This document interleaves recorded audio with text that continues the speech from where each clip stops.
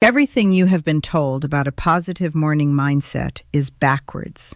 Not slightly wrong, not missing a detail, backwards. And the proof is sitting right in front of you, because you have been doing the positive morning routine. You have been waking up and telling yourself things will be better. You have been repeating the affirmations and setting the intentions, and the financial ceiling you are living under has not moved 1 inch.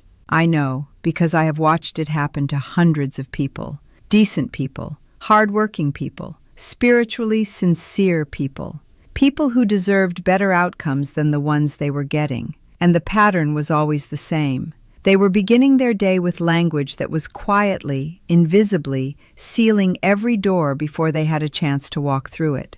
My name is Rabbi Naomi, and for 31 years I have studied the ancient relationship between spoken language and material reality inside the Kabbalistic and Talmudic traditions. My teacher, Rabbi Eliezer Bromberg of blessed memory, spent 40 years inside the texts that most seminaries never reach. He taught me that the sages were not speaking poetically when they wrote about the power of the mouth. They were speaking with the precision of engineers. Words are not decoration. Words are not just expression. In this tradition, and this goes back more than 3,000 years, words are architecture. The words you speak in the first 3 minutes after you open your eyes are not a warm-up to your day. They are the blueprint of it. And most people are building the wrong structure before they get out of bed. What I am going to show you today is not a mindset technique. It is not from any self-help book. This teaching was preserved inside private study circles for generations and passed from teacher to student with the explicit instruction that it not be simplified or taken out of its full context. I am giving you the full context today, but you must stay with me until the very end. If you leave early, you will have the warning without the remedy. The warning alone will not help you. The remedy is what changes everything. Before we go further, type the words, "I am ready to hear," in the comments right now. Do it before we continue. In this tradition, a declaration of readiness is not just social. It is a spiritual positioning. It tells something deeper in you that it is time to receive. Now let me explain why the traditional morning advice has been failing you at the root level. The mainstream approach to morning mindset is built on a single premise. Tell yourself good things, and good things will follow. Replace the negative thought with a positive thought. Speak life over your situation. Wake up grateful. It sounds right. It feels right. But it is built on a fundamental misunderstanding of how language actually works in the deeper mechanics of reality.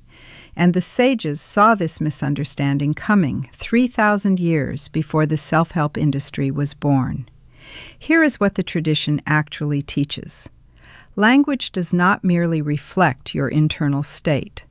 Language creates the channel through which your energy, your life force, what the Kabbalah calls your nefesh, either flows outward into the world or collapses back on itself. Most people treat their morning words as a summary of how they feel. The sages taught that your morning words are a gate. They are the mechanism by which the potential of the day is either activated or blocked. And the 3 words I am going to identify for you today do not block the day by being negative. That is what makes this so dangerous.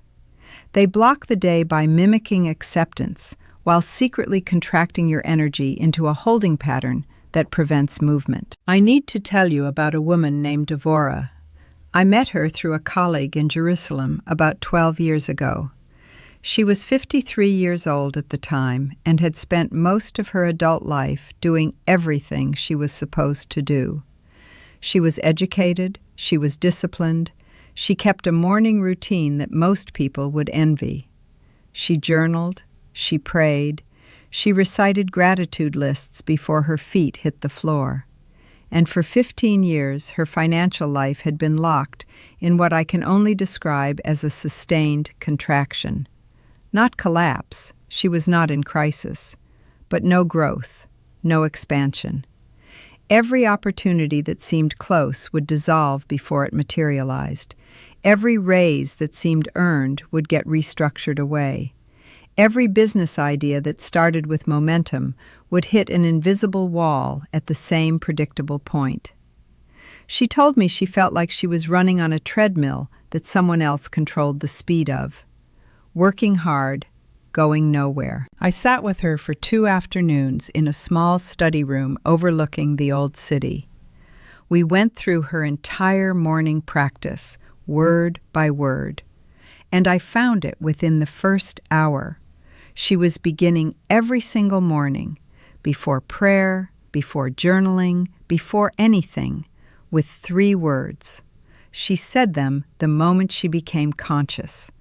She said them so automatically, she had no idea she was saying them. They were not dramatic words. They were not obviously dark words. They were the words, "Not again, God."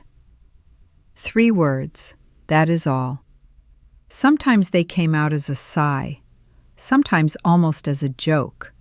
But every single morning, in the precise window that the tradition identifies as the moment of maximum receptivity, the first moments of waking consciousness, when the nefesh is re-entering the body after the night, and the gates between intention and reality are the thinnest they will be all day.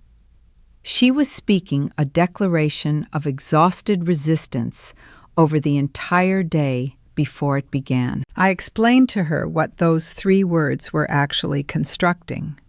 Not is a negation that in this context is not directed outward at a problem. It is directed inward at the day itself. It is a refusal. Again encodes a loop. It tells your consciousness that today is a repetition of yesterday, that the pattern is already set, that what you are about to experience has already been determined. And God, and this is the most subtle and most important part, places the authorship of the unwanted repetition inside the divine, which means it places the solution outside of your reach. You have, in 3 words, declared the day to be a burden, pre-confirmed it as a repetition, and assigned its origin to a power you cannot negotiate with. And you did it in the most spiritually potent window of the 24-hour cycle. She did not say this to be ungrateful. She was not a cynical person. She had simply developed a linguistic habit that was operating below the level of her conscious spiritual intention, and it was dismantling everything the rest of her practice was building. This is not a moral failure. It is not a character flaw, but it is a mistake, a serious one. And it is the kind of mistake that intelligent, spiritually committed people make precisely because they are focused on the elevated practices and have never been taught to examine the language that runs beneath them. We worked together for about 3 weeks. I gave her a specific replacement practice. I will teach you the exact practice in a moment. And the instruction was to apply it with what the tradition calls kavanah, which means directed intentionality. Not casually, not as a swap of one phrase for another, with full attention, full breath, and full awareness of what the words were architecturally doing. The first week was harder than she expected. Habits that live below consciousness do not release themselves quietly.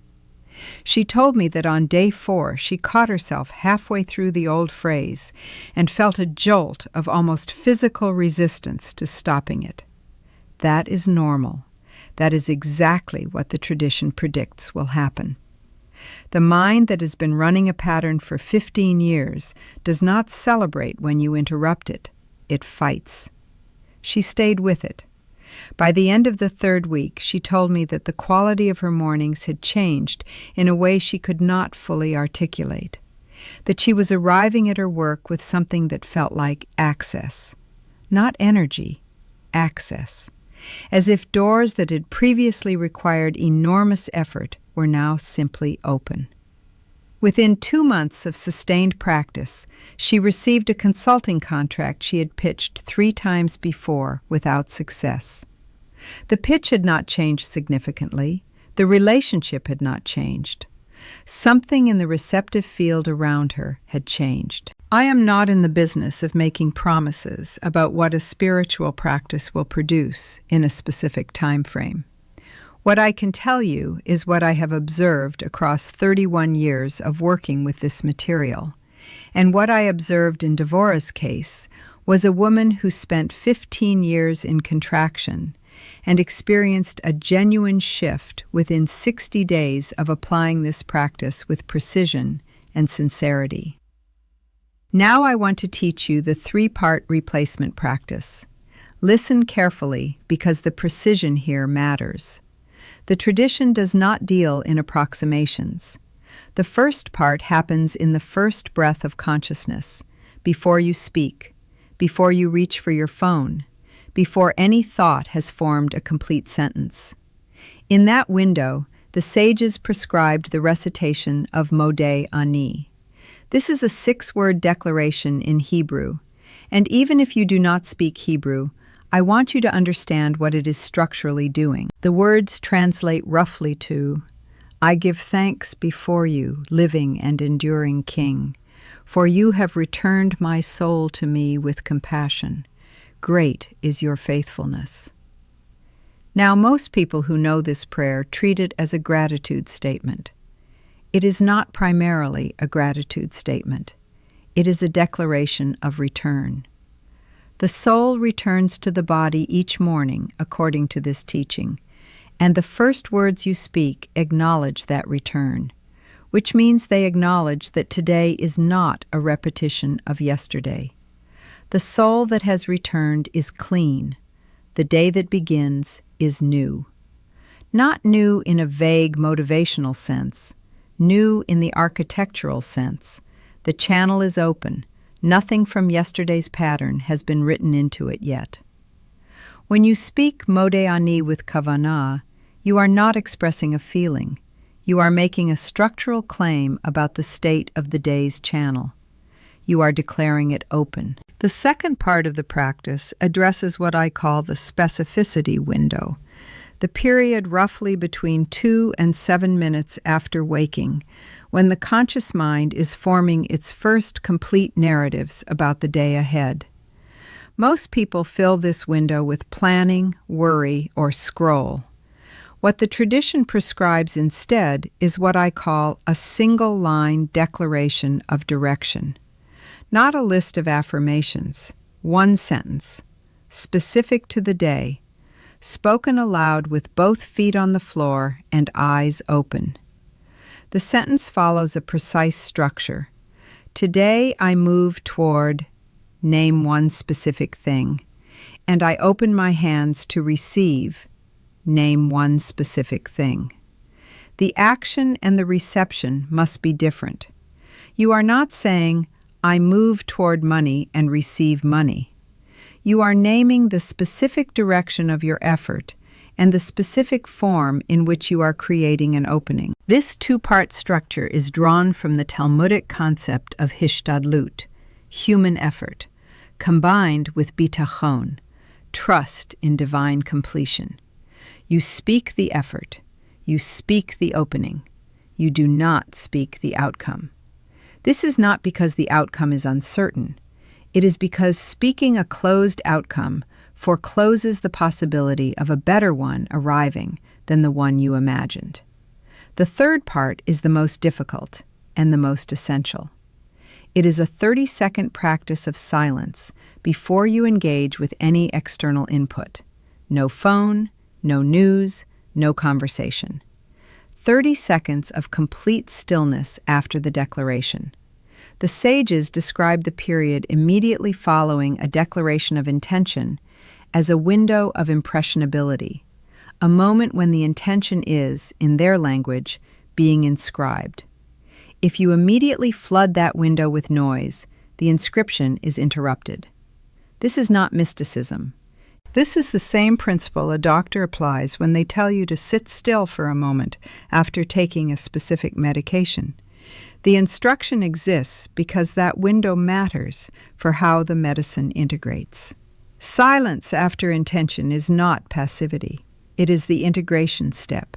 It cannot be skipped. 30 seconds is not a hardship. It is the precision requirement that determines whether the first two parts of the practice actually land. Now I need to tell you something important because the tradition is explicit about this, and I would be doing you a disservice if I skipped it. In the first 3 to 5 days of applying this practice, you will likely experience the opposite of what you expect. Not a dramatic shift, not an immediate sense of openness. Many people experience a period of heightened friction, small irritations that feel amplified, old money anxieties that surface more loudly than usual, a feeling of almost claustrophobic resistance as the existing pattern fights to reassert itself. The sages wrote about this. They called it the klipa, the shell, the outer layer of the old pattern that hardens precisely at the moment it senses it is about to be shed. Most people who abandon a new spiritual practice do so during the klipa period. They conclude that the practice is not working. But the friction is not evidence of failure. The friction is evidence of contact. Something is moving. The shell is the proof that the practice has reached the layer it needs to reach. Stay with the practice through the friction. The friction is not your enemy. The friction is the transition. If you expect it, you will not be ambushed by it. And if you are not ambushed by it, you will not stop. The full architecture of this practice, along with 6 additional morning language protocols drawn from the same tradition, is documented in the resource I have prepared for this community. It is not a shortcut. It is the complete map. The practice I taught you today is the foundation, but the tradition builds a full structure above it, and the additional protocols work together as a system.